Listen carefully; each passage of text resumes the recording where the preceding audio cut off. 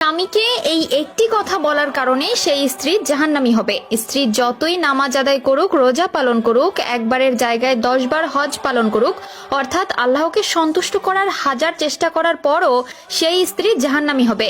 নবী করিম সাল্লাল্লাহু আলাইহি ওয়াসাল্লাম বলেছেন, প্রত্যেক স্ত্রী যেন তার স্বামীকে এই কথাটি বলা থেকে বিরত থাকে।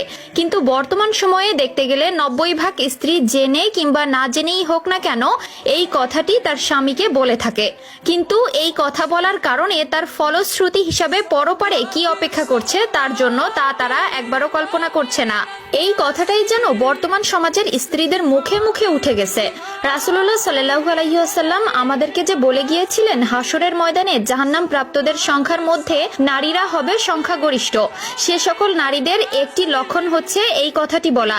আমাদের মধ্যে অনেকেই আছে যারা প্রতিনিয়ত নিজের স্বামীকে এই কথাটি বলে থাকে। আপনি যদি একজন বিবাহিত নারী হন তবে এমনও হতে পারে এই কথাটি আপনিও আপনার স্বামীকে বলছেন, কিন্তু আপনি বুঝতে পারছেন না এই একটি কথার কারণে আপনাকেও জাহান্নামে যেতে হবে, সহ্য করতে হবে জাহান্নামের কঠিন আগুন। তাই সাবধান প্রিয় বোনেরা, এই কথাটি নিজের স্বামীকে কখনোই বলবেন না। প্রতিটি স্ত্রীর কাছে তার স্বামী জান্নাত